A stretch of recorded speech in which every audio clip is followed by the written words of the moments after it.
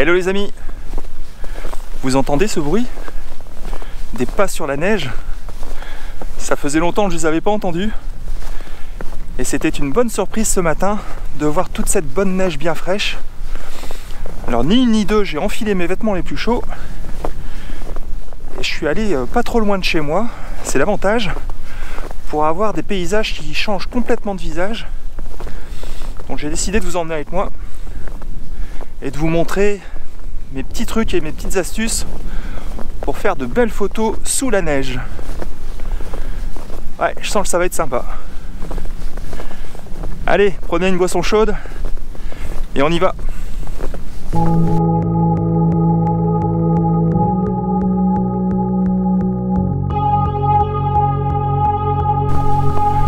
Petit point sur le matériel avant de commencer.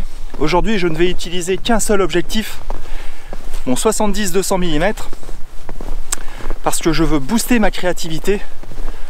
Ouais, en fait, je veux trouver de nouvelles perspectives, je veux essayer de nouvelles compositions, et je compte sur mon téléobjectif pour m'y aider. Ah, j'ai hâte de commencer. Alors, le premier conseil que j'ai à vous donner, ça concerne les réglages que vous devez faire avant de commencer à prendre des photos. En fait, au niveau de la balance des blancs, vous allez devoir indiquer à votre appareil photo quel blanc utiliser. Parce que malgré le fait que tout soit blanc, pas pour lui, tout n'est pas forcément tout blanc. Il y a des blancs qui vont vers les bleus et des blancs qui vont vers les jaunes.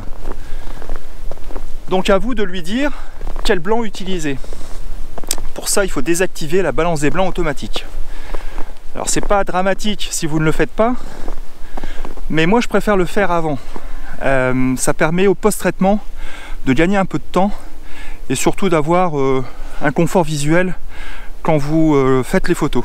Avec la balance des blancs, vous allez devoir aussi monter les ISO.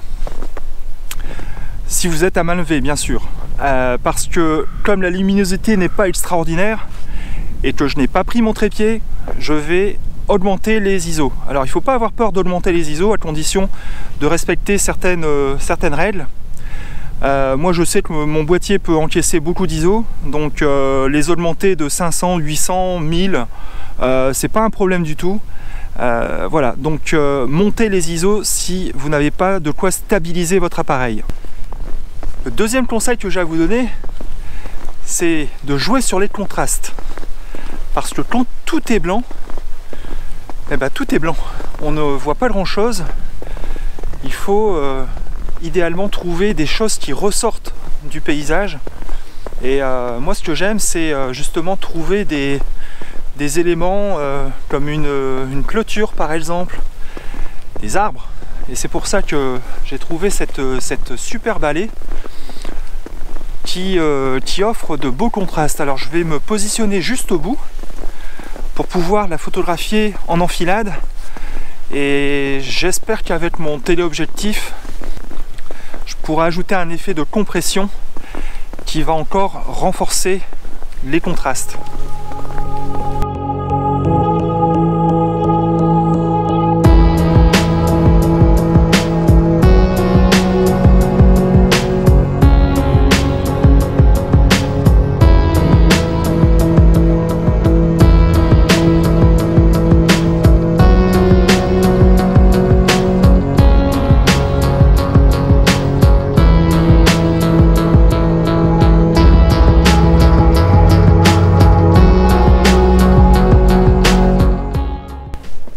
Alors le troisième conseil que j'ai à vous donner, c'est de visiter des lieux que vous connaissez bien. Inutile de perdre votre temps à découvrir de nouveaux endroits, parce que si vous habitez une région comme la mienne, où il ne neige pas souvent en abondance, et où la neige ne tient pas toujours très longtemps, vous allez devoir faire vite pour profiter de ce beau tapis blanc. Donc l'idée, c'est de revisiter certains endroits que vous connaissez par cœur, mais qui vont avoir un tout autre visage. Vous serez à l'aise avec l'endroit parce que vous le connaissez bien, et vous allez pouvoir concentrer votre œil et votre esprit sur la recherche de la composition, sur les contrastes, sur des éléments qui sont purement créatifs. Et là, je vous avouerai que je suis content de moi parce que j'ai bien choisi mon endroit. Je le parcours assez souvent à pied ou à vélo. Et là, je découvre un nouveau paysage en fait, sans vraiment le découvrir. C'est ça qui est génial. Voilà un endroit intéressant. Je vais en profiter pour vous donner mon 4e conseil, qui est de créer des compositions minimalistes. On va profiter de la couche de neige pour faire des compositions très simples, très épurées. Alors par exemple ici, j'ai remarqué cette clôture qui est faite de fils barbelés et je trouve qu'elle est très bien isolée par rapport au fond blanc qui habituellement est vert, donc la clôture n'a aucun intérêt en fait. Alors que là, elle prend une toute autre dimension. D'autant plus que j'ai remarqué qu'il y a quelques stalactites qui sont pendues à certains crochets. Venez voir. Alors je sais pas si vous allez bien voir, ils sont pas grands, mais ici, voilà, ici vous avez quelques petits stalactites. Là il y en a un joli. Donc ce que je vais faire, c'est que je vais me focaliser uniquement sur 3 crochets pour faire ma composition. Et il n'y aura rien d'autre.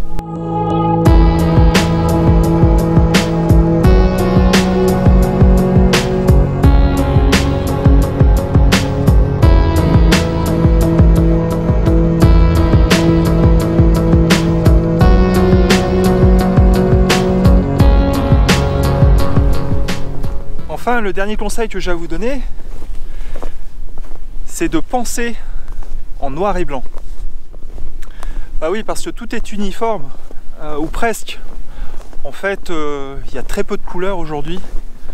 Et cette vision monochromique du paysage m'incite à développer mes photos en noir et blanc. Alors c'est vrai que c'est plus au post-traitement que ça se passera.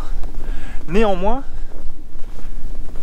je pense déjà en noir et blanc. C'est-à-dire que je recherche, comme je l'ai dit tout à l'heure, les contrastes. Je recherche aussi les lignes et tout ce qui va créer une composition en une seule couleur en fait. Mais le plus important, c'est de penser déjà en noir et blanc. Alors c'est vrai qu'une journée où il y a beaucoup de neige comme aujourd'hui, ça facilite les choses parce que justement tout est déjà pratiquement en noir et blanc. C'est ni plus ni moins déjà un filtre naturel qui est posé sur la nature et cette vision très uniforme et mélancolique du paysage favorise la création d'images en noir et blanc. Voilà. Ici j'ai trouvé aussi un endroit qui m'a l'air assez sympa. Vous voyez, je vous parlais de lignes.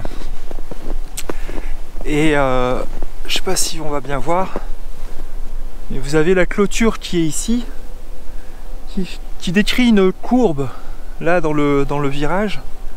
Alors je manque un peu de hauteur pour pouvoir en tirer profit complètement, mais je trouve ça assez sympa. Je vais essayer de trouver un autre point de vue.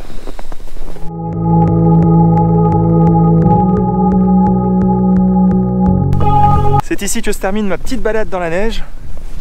J'ai adoré ça, c'était vraiment super. C'était très rafraîchissant d'un point de vue photographique puisque c'est un exercice que je fais pas souvent, étant donné qu'il neige pas souvent et surtout en quantité. Donc j'ai vraiment bien aimé l'expérience. J'espère que ça se reproduira au moins une fois d'ici le printemps. Alors je termine ma balade dans un cimetière militaire parce que j'ai remarqué que les alignements des tombes formaient des lignes intéressantes et le soleil commence timidement à faire son apparition. Je pense que ça peut donner de beaux résultats. Moi je vais terminer ici par quelques prises de vue. J'espère que vous avez aimé la vidéo. En tout cas, n'hésitez pas à mettre un petit pouce bleu Et moi je vous dis à bientôt pour de nouvelles aventures. Ciao!